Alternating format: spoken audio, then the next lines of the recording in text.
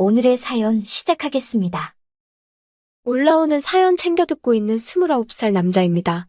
따로 하는 일은 없고 아르바이트 하면서 먹고 살고 있습니다. 작년에 형수님과 있었던 일입니다. 군입대 타이밍을 잘 맞춰서 칼복학을 하면서 제 주변 동기들이나 친구들보다 조금 더 빠르게 대학을 졸업하게 되었습니다. 취직을 바로 준비했으면 더할 나위 없이 좋았겠지만 졸업 일찍 한 게 뭐라고 그렇게 여유를 부렸는지 취직 준비보다 조금 더 청춘을 즐기자는 생각에 취직을 위해 더 해야 하는 공부를 안 하고 놀기 시작했어요. 토끼와 거북이의 일화가 생각이 나네요. 지금은 뭐하러 그렇게 헛된 시간을 보냈는지 후회가 되지만 이미 후회를 시작했을 때는 때가 늦은 상황이었어요. 시간은 야속하게도 빠르게 지나가기만 했습니다.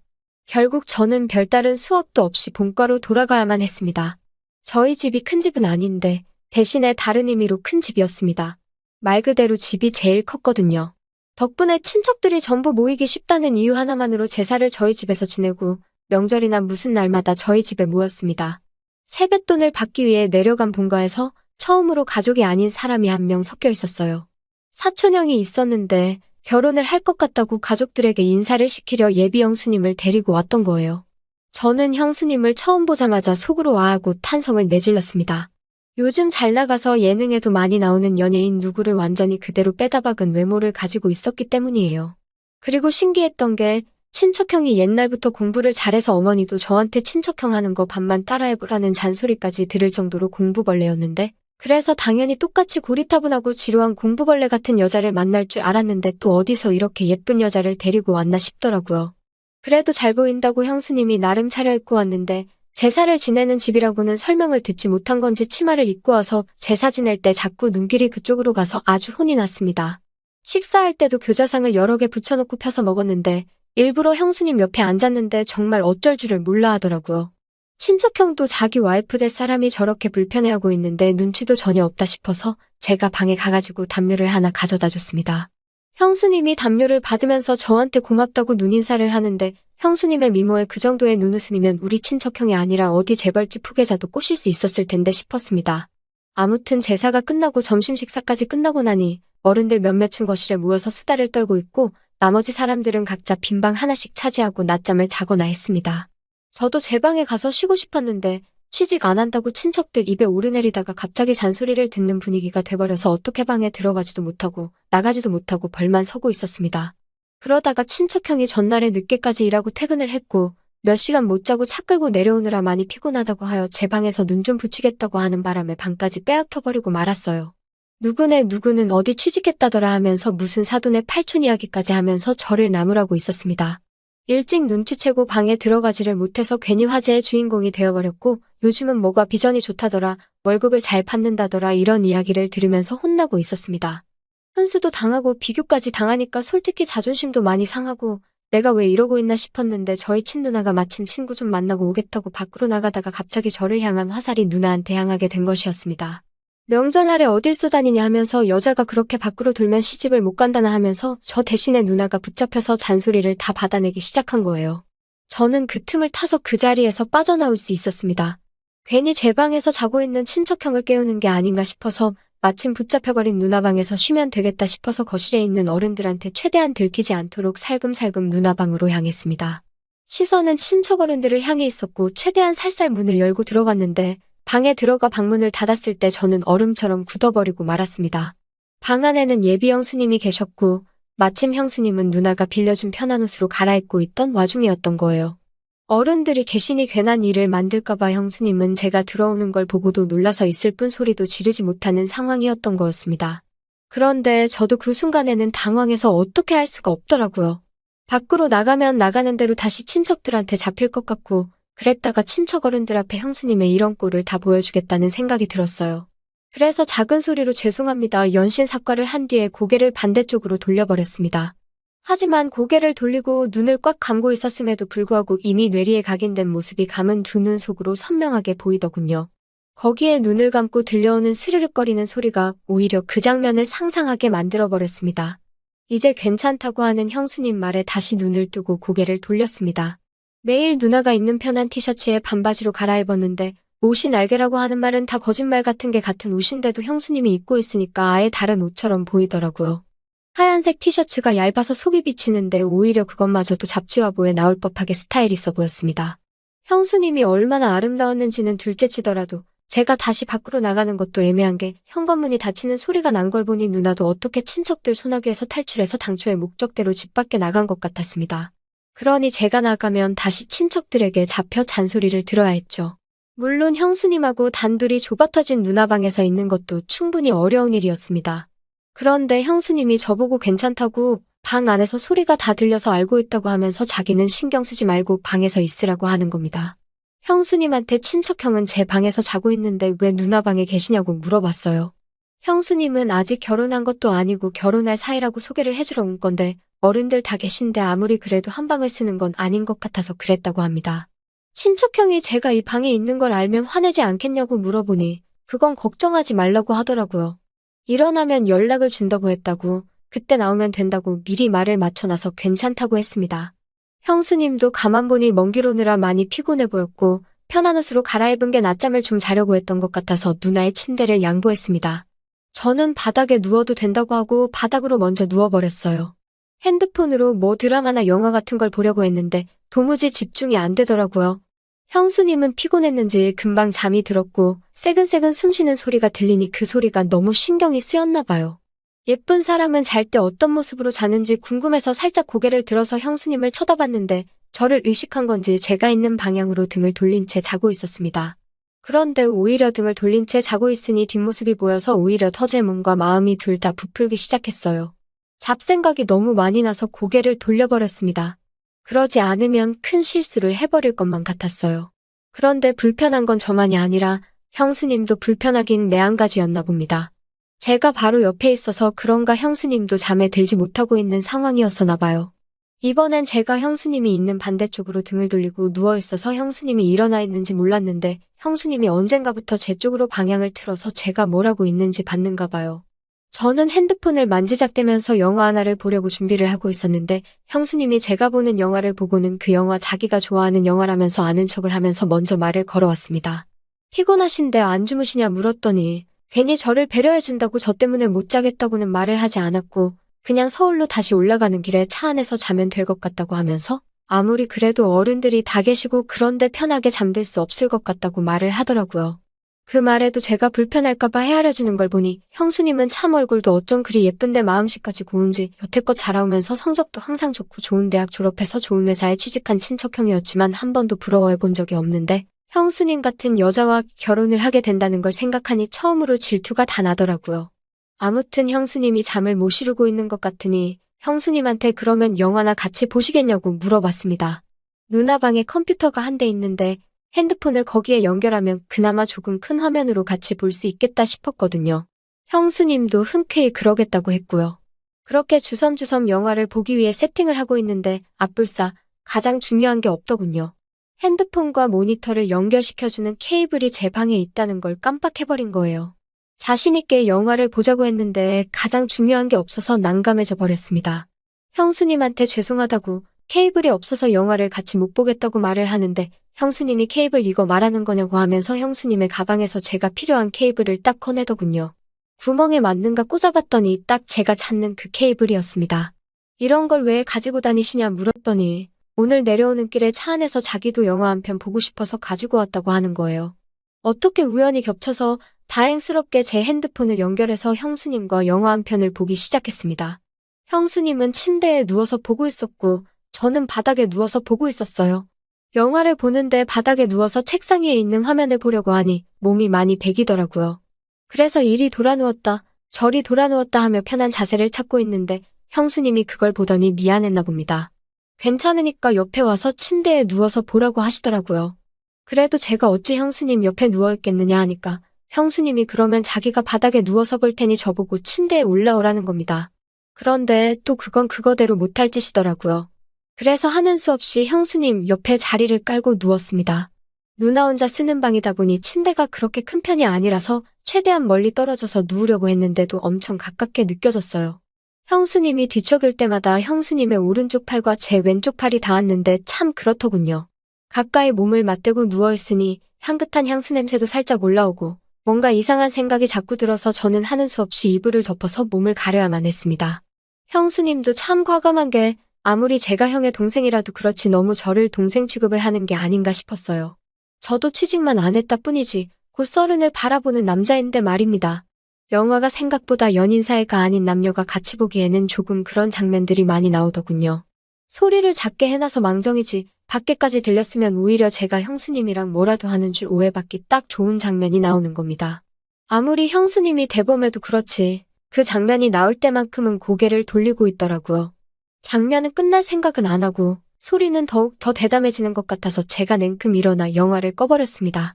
그리고 저도 모르게 형수님한테 아까부터 계속 미안하다고 사과를 했어요. 형수님도 영화가 꺼지고 나니 괜찮아졌는지 아니라고 방을 뺏어간 오빠가 잘못한 거지 제가 잘못한 거 아무것도 없다고 하고 살짝 웃는데 가지런하고 새하얀 이빨이 보이는데 정말 안 이쁜 곳이 하나도 없는 사람이었습니다. 이쯤 되니까 형으로부터 형수님을 뺏고 싶은 욕심까지 들었어요. 그러고 얼마 안 있었나 형한테서 형수님에게 연락이 왔습니다. 자기 이제 일어났으니 형수님도 준비하고 나오라고요. 다행스럽게도 친척형이 방 안으로 형수님을 데리러 오지 않는 바람에 단둘이 방 안에 같이 있던 건 들키지 않았습니다. 다만 형수님이 방에서 먼저 나가야 하는 상황에서 빌려 입었던 눈아웃에서 형수님이 원래 입고 있던 옷으로 갈아입어야 하는 상황이 발생한 거예요. 또다시 저는 고개를 돌리고 눈을 감고 있었지만 정말 코앞에서 갈아입는 소리가 들리는데 차라리 보고 있는 게 더 괜찮겠다 싶을 정도로 그 장면이 상상이 돼서 아주 말 그대로 죽는 줄 알았습니다. 아무튼 그렇게 자연스럽게 형수님은 누나 방에서 나가고 저도 한참 있다가 방에서 나왔습니다. 아무한테도 들키지 않았으니 둘이서 방에서 보낸 몇 시간은 둘만의 비밀이 되어버린 셈이죠. 그 덕분에 형수님하고 저녁 식사하면서 대화도 많이 나누고 친해져서 서로 전화번호도 교환하게 되었습니다. 제가 서울로 취직을 목표로 하고 있기 때문에 서울에 올라가게 되면 신세 좀 지겠다고 능청스럽게 이야기하면서요. 형수님도 언제든지 도와줄 테니 부담 갖지 말라고 하면서 하루빨리 서울로 올라오라고 하더라고요.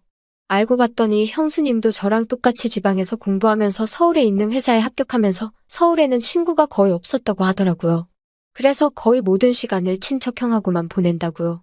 매일 둘이서만 놀고 있으니 재미도 없고 친척형이 워낙 공부벌레라서 너무 못 놀 때도 있으니 이것저것 가르쳐주라고 하면서 말이죠. 그래서 저랑 형수님 단둘이서 위기투합해서 저녁 식사가 끝나고도 식탁에 앉아서 한참 수다를 떨었습니다.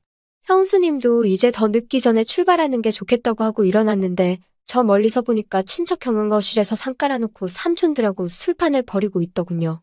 형수님도 많이 당황한 듯 보였습니다.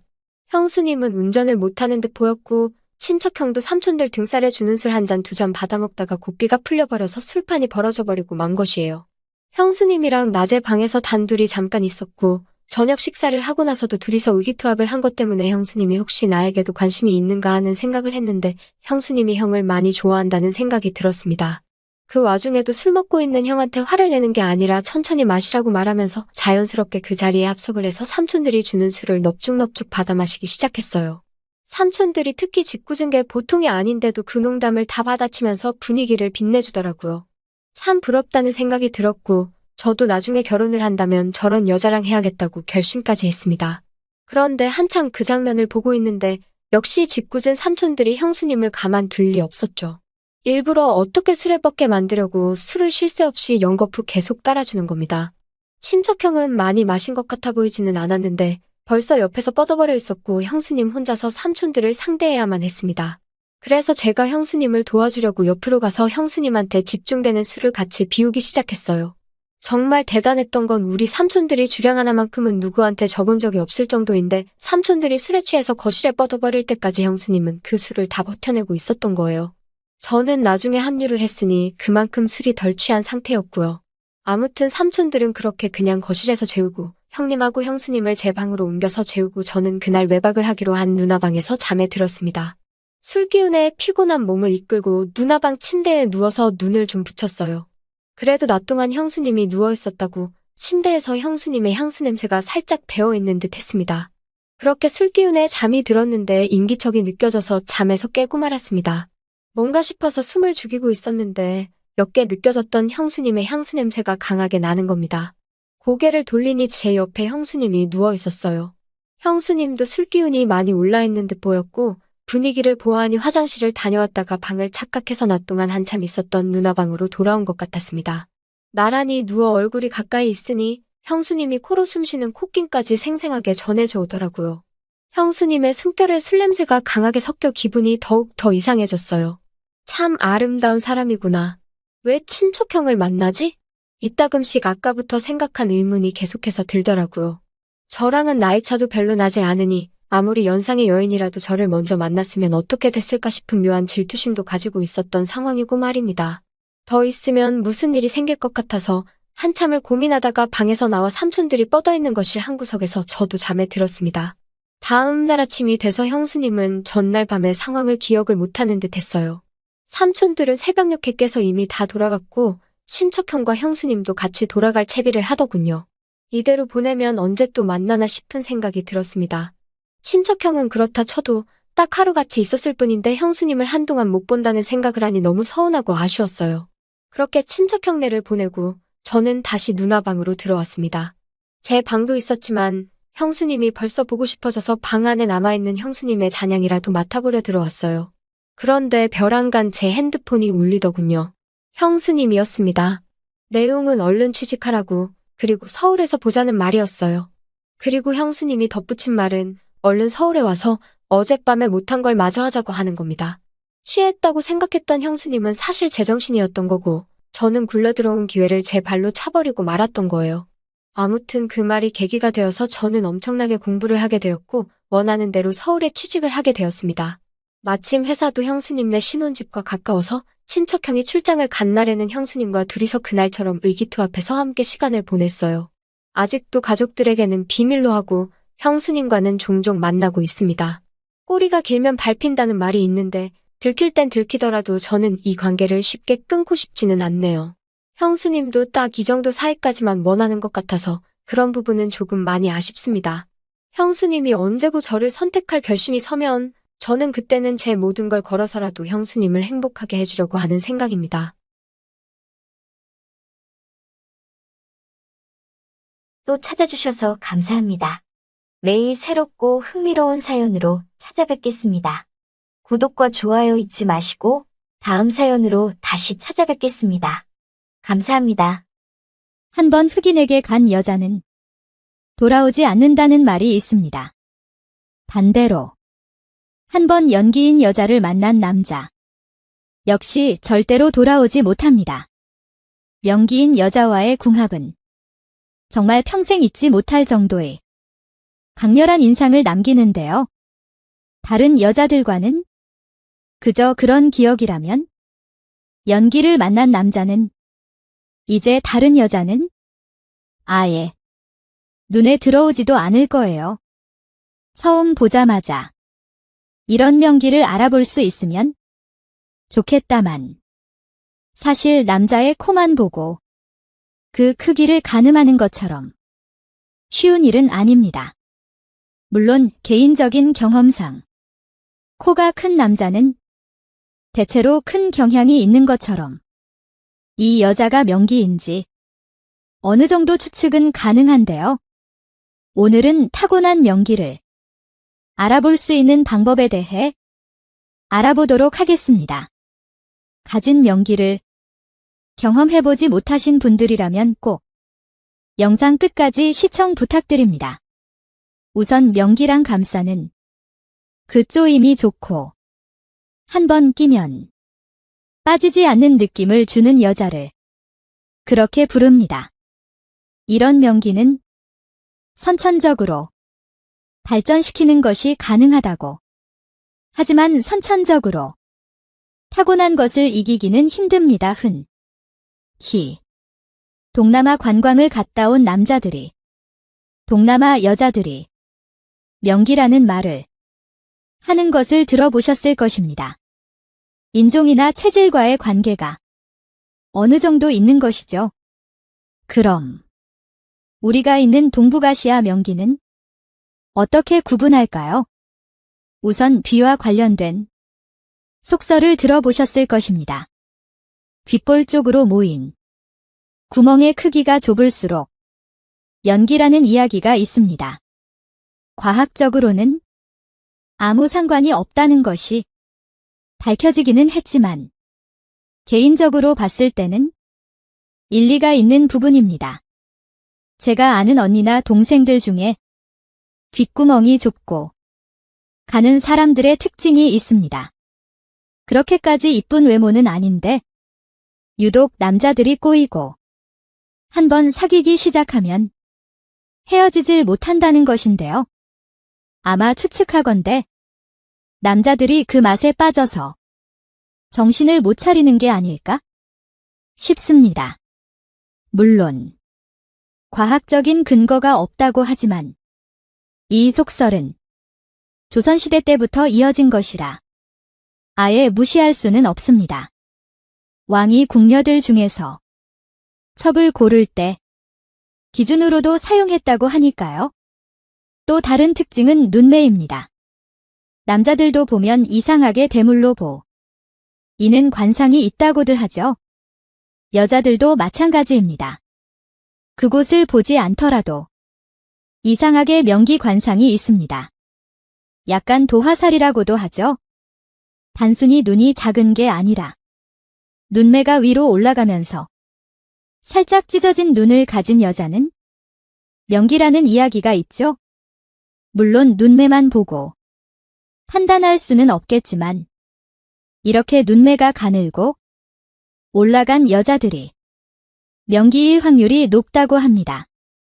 명기를 구분할 수 있는 또 다른 속설은 바로 발목입니다.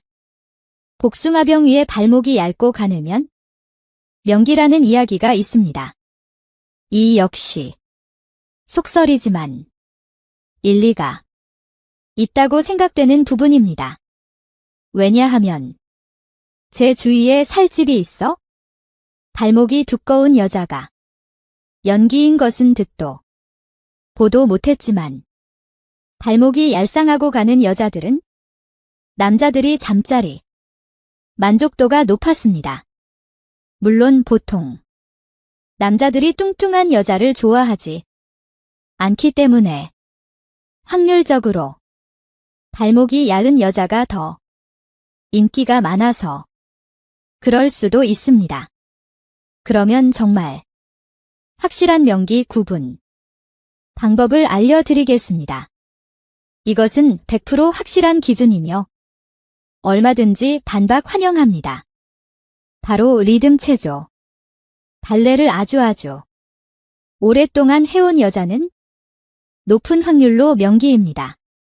여기서 우레라는 기준은 3년, 5년 이런 것이 아닙니다.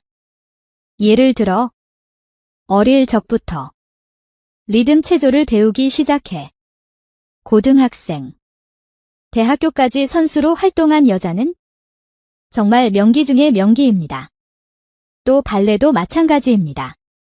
직장인 취미, 발레 이런 게 아니라 성장이 이루어지기 전부터 혹지, 대퇴근 엉덩이, 근육을 발달시켜온 사람의 그 쪼임은 비교할 수가 없습니다. 명기라는 것이 선천적인 영향이 물론 큰 부분이지만 여자의 동굴 근처에서 사용되는 여러 근육들을 어릴 적부터 다져온 체육, 특기생들은 선천적인 능력을 이기는 훌륭한 선수들입니다. 이런 운동을 한 여자들이 시집을 잘 가는 이유, 다 왜 그런지 아직 모르시겠나요?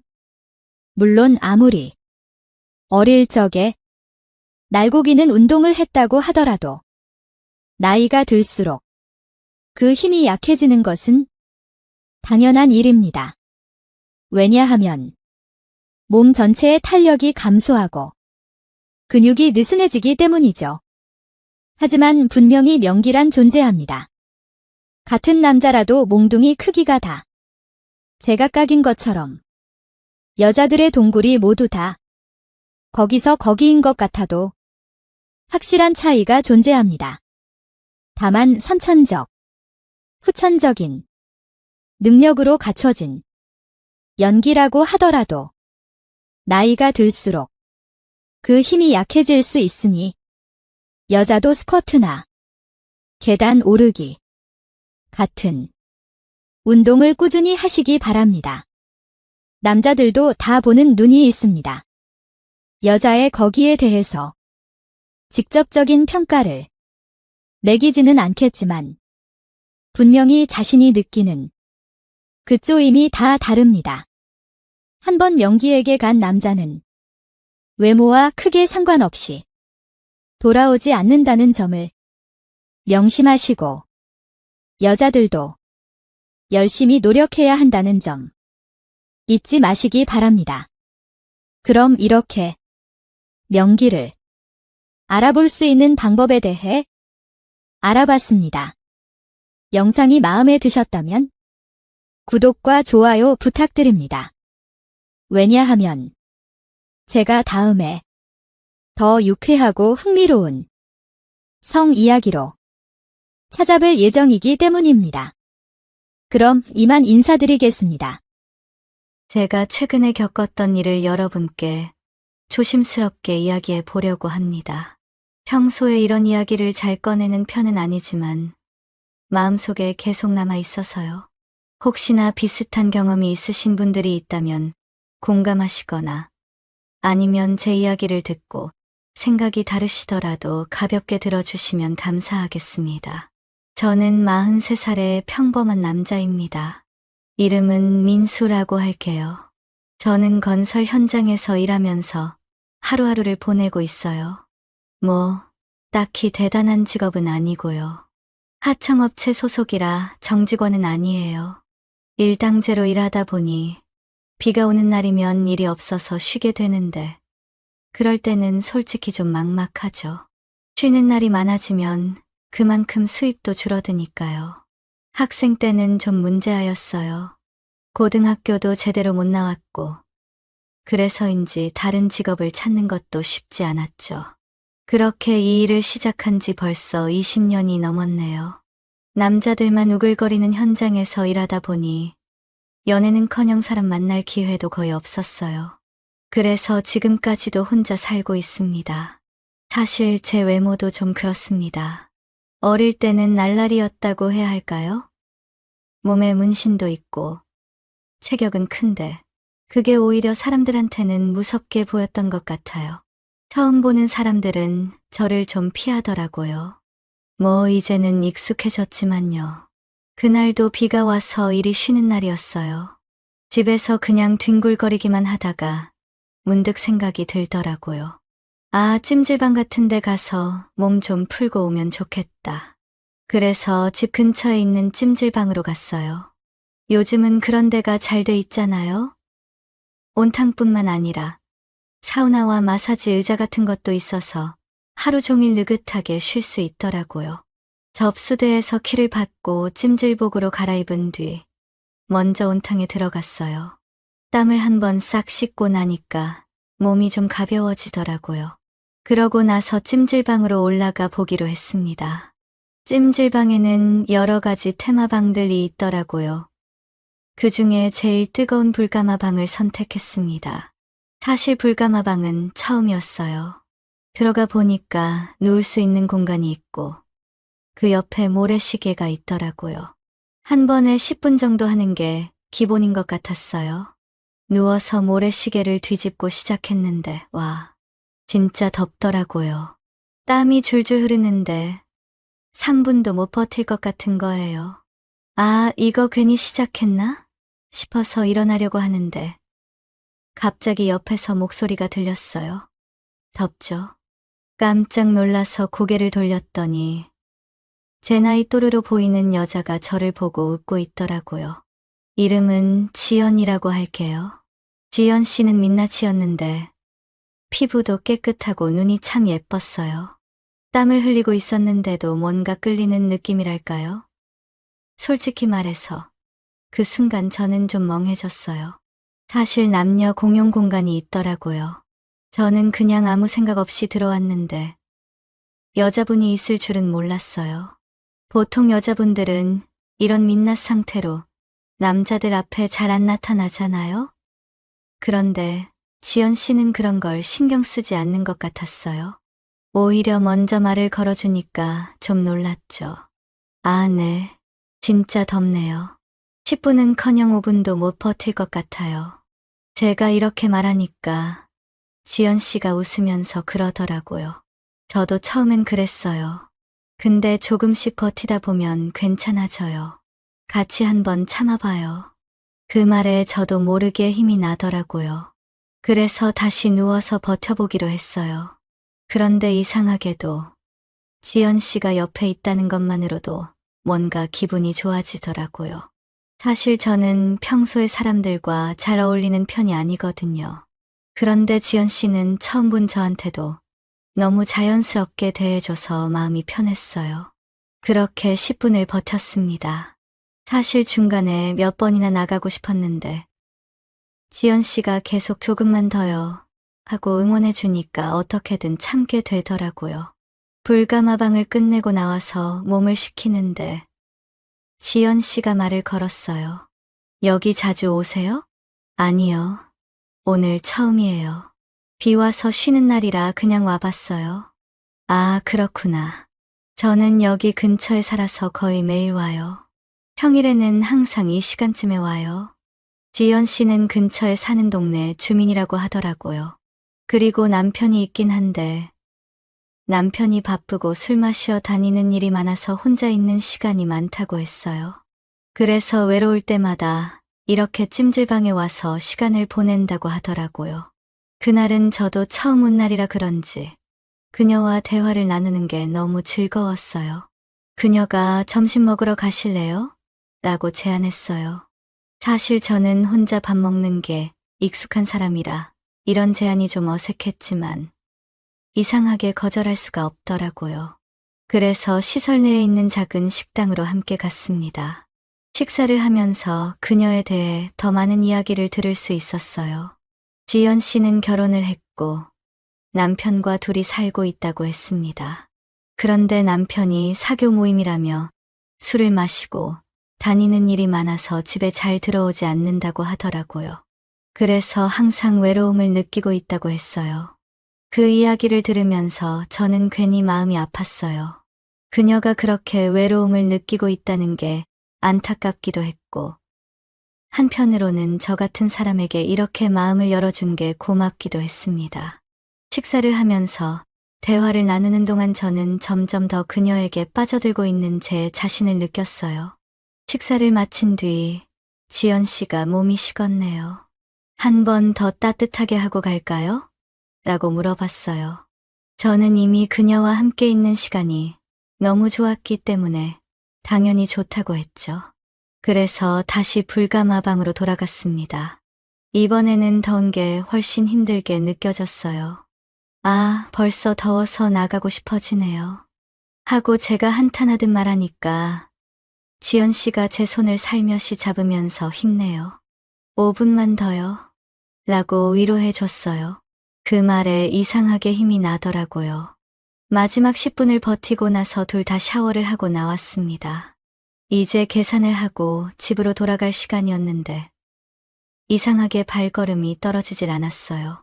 지연 씨도 마찬가지였던 것 같아요. 서로 먼저 말하지 않았지만 우리는 자연스럽게 함께 나왔습니다. 사실 저도 그녀도 서로 먼저 말하지는 않았지만 발걸음이 같은 방향으로 향하고 있었어요. 그때 제가 용기를 내서 물어봤습니다. 혹시 잠깐 시간 있으세요? 제 질문에 그녀는 살짝 미소를 지으며 대답했습니다. 네, 물론이죠. 그 대답을 듣는 순간 저는 정말 기뻤어요. 하지만 한편으로는 제 자신에게 묻지 않을 수 없었습니다. 기혼자인 그녀를 이렇게 초대해도 되는 걸까? 라는 생각이 머릿속을 스쳤거든요.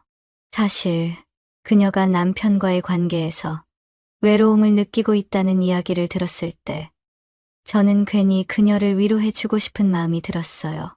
하지만 그게 단순한 위로를 넘어선 감정이라는 걸 깨닫게 된 건 그날 이후였습니다. 그녀의 매력과 저를 받아들이는 듯한 태도는 저를 점점 더 적극적으로 만들었고 결국 저는 그녀를 제 차에 태우게 되었습니다. 드라이브를 하면서 우리는 이런저런 이야기를 나누었어요. 하지만 솔직히 말해서 저는 그녀와 함께 있다는 사실만으로도 너무 설레고 긴장되더라고요.